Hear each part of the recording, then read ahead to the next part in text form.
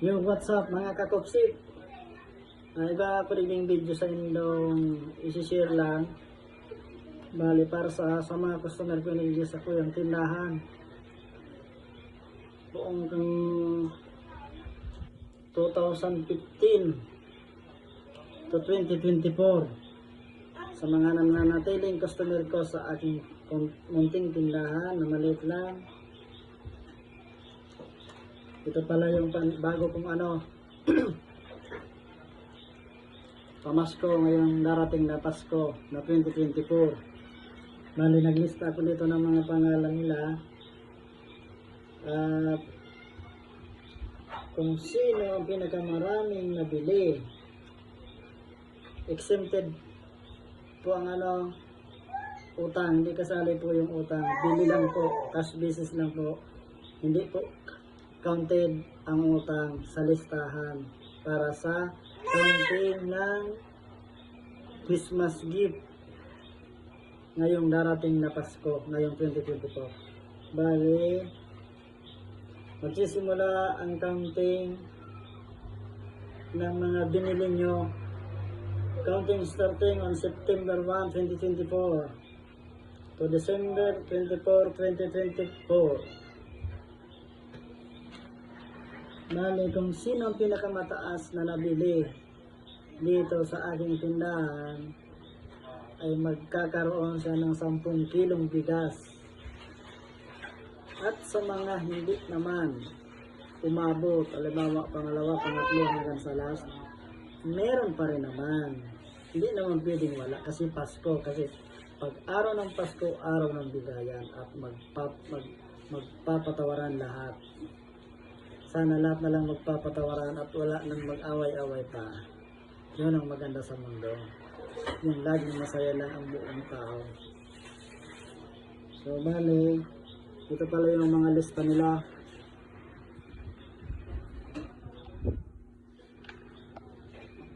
Marami pa akong din nakalista dito. Kunti pa lang yung ko na sabihan na bumili ngayon. Basta shout out sa lahat ng mamimili sa akin. Hindi po counted sa listahan yung utang. Cash basis lang po. Hindi ko naman po hinihikayat na bumili dito.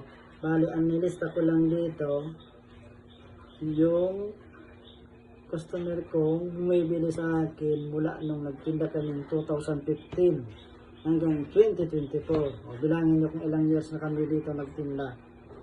Nagsimula kami 2015 hanggang ngayon, nandito pa rin, nakatayo pa rin. Kaya maraming salamat sa mga customer kong nagbigay sa akin. Kung wala sila, hindi ko naabot ang mga ganito sa aking bahay, sa amin. Yan. Kaya bilang pasasalamat ko sa kanila, yung mga nananatili sa akin, kahit konti, ibabalik ko rin sa kanila kasi araw ng Pasko. Ganun ako dito.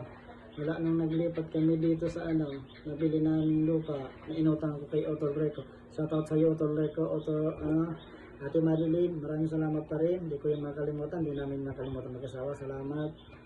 Mula nung 2017, ito yung taon ito. Paglipat namin. Yan. Yan. Yan yung year, January 8, 2017. Yung paglipat namin dito sa bahay.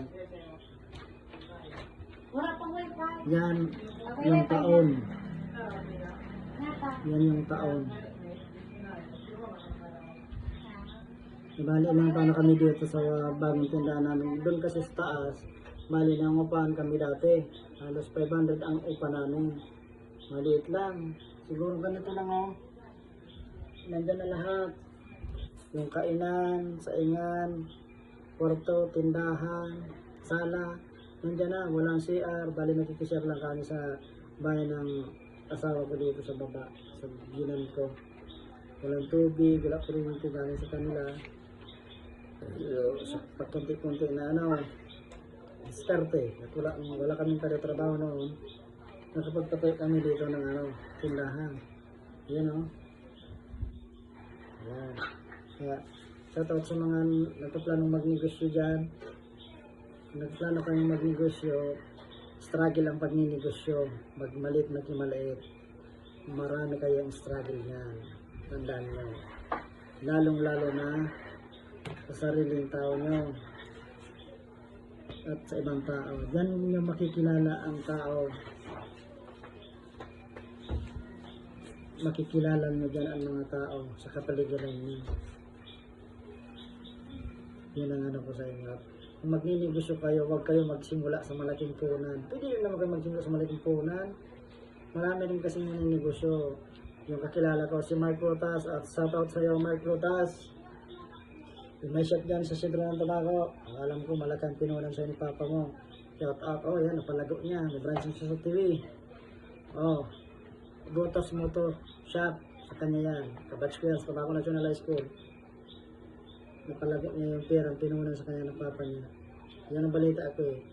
Iwan ko lang kung sa Papa niya galing. Pero alam ko pinunan niya galing sa Papa niya yata.